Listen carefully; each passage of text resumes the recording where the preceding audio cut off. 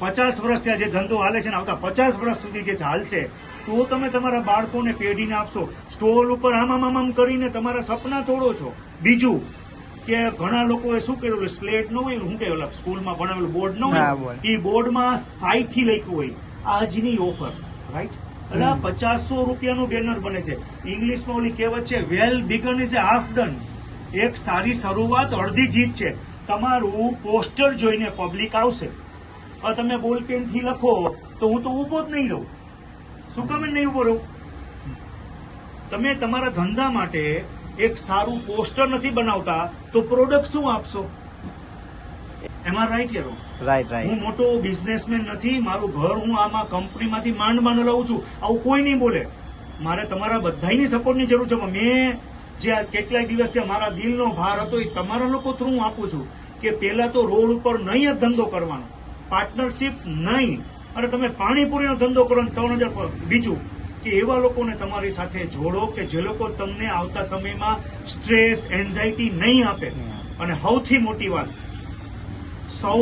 મોટી વાત, હું સ્વામિનારાયણ સત્સંગી છું. તમને ખબર છે શિક્ષાપત્રીમાં સ્વામિનારાયણ ભગવાને કીધું છે કે લખાણ કરીને કામ કરવું. પોતાનો મા બેન દીકરી હોય કે ભાઈ હોય, તમે જેની સાથે કામ કરો ને, ઘણા લોકો મને કહેતા જયારે હું સ્ટ્રગલ કરતો, હજી સ્ટ્રગલ કરું, હિતેન ભગત આપણે જોઈ લેશું કરો, એ ભાષા નહીં સમજવાની.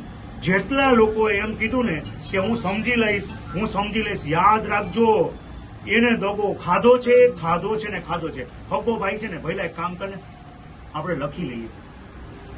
કોઈથી મિસઅન્ડરસ્ટેન્ડિંગ નહીં થાય, કોઈથી મિસઅન્ડરસ્ટેન્ડિંગ. એટલે પહેલું સારું બનાવતા શીખો. પહેલી વાત, ગયા 50 વર્ષમાં કયો ધંધો હિટ છે ને આવતા 50 વર્ષ કયો ચાલશે, પહેલી વાત. બીજી વાત, ક્યાંય કોઈને ત્યાં ઓટલા ઉપર કામ ન કરવા.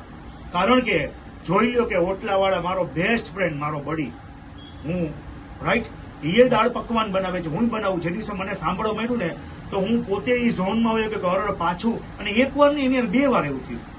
અને ત્રીજી વાર મને કે મારો વિડીયો વાયરલ કર. હું મારા ભઈલા અમે 25 વર્ષથી ઓળખી. મેં કીધું all men make are mistake, all men make are mistake. ભૂલ દરેકથી થાય. Only the fools men repeat them. Only the fool. મૂર્ખ માણસ સાલો એક જ ભૂલને રિપીટ કરે, રાઈટ?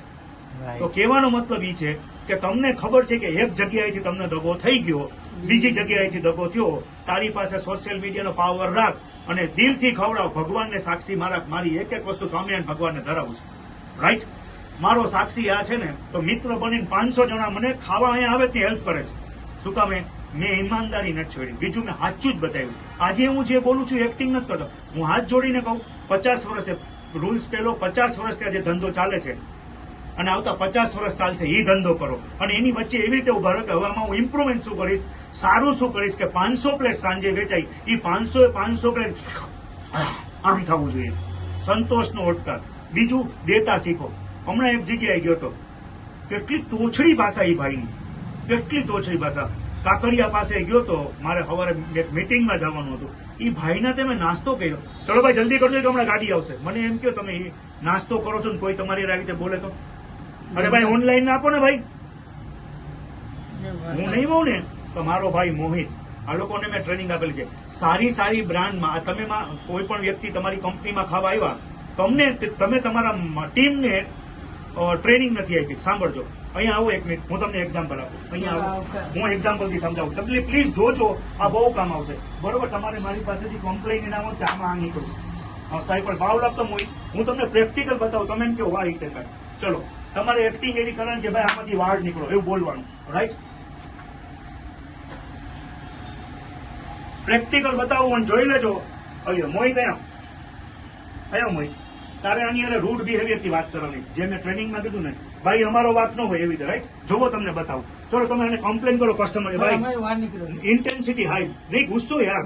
હું પ્રોપર એક્ટિંગ કરાવીશ, કોઈ થઈ જાય ને ભાઈ ખબર નથી પડતી આમાં વાળ નીકળો, બોલો તમે. ભાઈ ખબર નહીં પડતી આમાં વાળ નીકળો.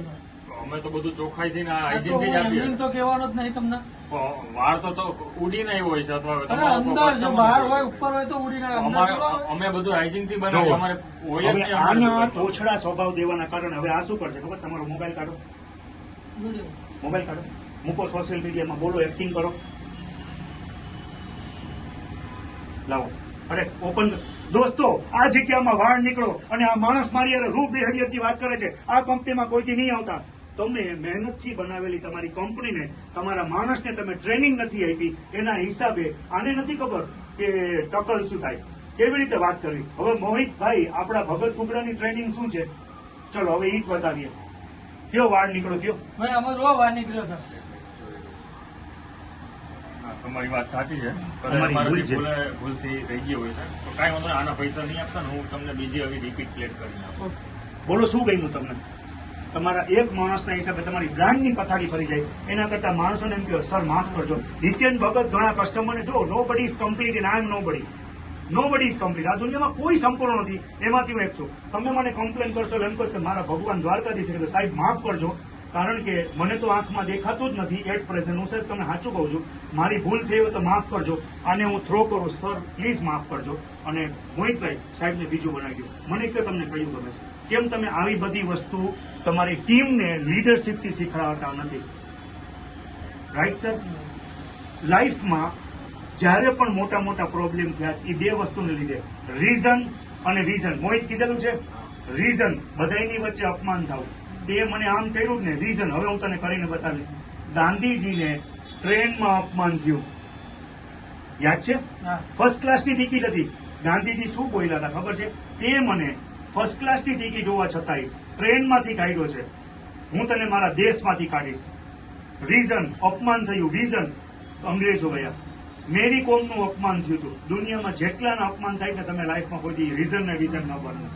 માફ કરો મારા બાપ, ભૂલ થઈ શકે. નો બડી ઇઝ કમ્પ્લીટ, આઈ એમ નો બડી.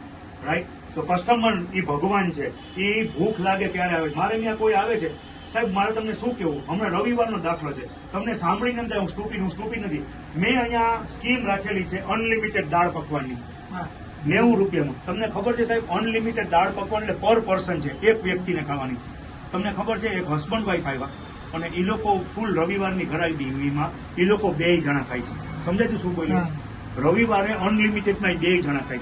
એટલે મોહિત મારી પાસે આવ્યો, કારણ કે મારે કેવું થાય, કોઈ મળવાય આવે અને વોટ એવર એમ, તો મોહિત મને કે ભગતી કે 2 ખાય. હું નથી બોલું, જવા દે. તમને ખબર હોવી જોઈએ પર પર્સન અનલિમિટેડ છે. તમે 2 જણા થઈને ખાવ છો, આપો હું દઈ દે. ખવડાવીને ખાય, હું સ્ટુપિડ નથી. ખવડાવીને ખાય. પછી 2 છોકરા આવ્યા. સાહેબ અનલિમિટેડ પર પર્સન જે કહીએ છે, છતાં એ લોકો અમારી સામે ખુરશીમાં બેસીને 2 જણા ખાય છે. ને અહીંયા 3 બાઉલ ખાઈ ગયા. જય દ્વારકાધીશ. હું સ્ટુપિડ નથી. એની ભૂખ છે. કદાચ બને કે હું રાજકોટની લોજમાં રહેતો, મારી પાસે પૈસા નતા, DDL જે પિક્ચર આવવાનું હતું ત્યારે મેં ટિકિટ બ્લેક કરી હતી. મારી મમ્મી મને ખાવાનું મોકલે રાજકોટથી. મારે 3 દીનો 2 કે 3 દીનો ભૂખ્યો હતો અને ટિકિટ બ્લેક કરીને 300 રૂપિયાનું મેં 3 દિવસનું ખાવાનું મારા રૂમમાં ભર્યું હતું. પછી મમ્મીનો નાસ્તો આવ્યો હતો. કદાચ એ જીતે નહીં આવીને ઉભો હોય, કદાચ એ બિચારા પાસે પૈસા ન હોય અને કદાચ એને ખાઈ જાય તો શું ફેર પડશે? મેં સ્ટ્રગલ જોયેલી છે, હું સ્ટ્રગલ કરું છું. માટે કદાચ કોઈ જાય તો જાય જાય. આ ખવડાવવા માટેની વસ્તુ છે. આમાં તો તમે તમારા ઈષ્ટદેવને ધરાવો અને કોઈને ખવડાવો. આ ફૂડ ઇન્ડસ્ટ્રી એ છે.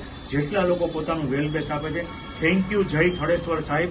આજે મેં સવારે તમારો ગોકુલ વાળો વિડીયો જોયો. ગોકુલનો જે કેસ સ્ટડી એનાલિસિસ છે, જે લોકોને જીવનમાં ધંધો બિઝનેસ કરવો છે એ લોકોએ આવા મોટા મોટા બ્રોડકાસ્ટ બોલે ને ઇંગ્લિશમાં, બ્રોડકાસ્ટ બોલે. આ તો એ બોડકાસ્ટ તમારે જોવો જોઈએ અને એમાં બુક પેનથી લખવું જોઈએ.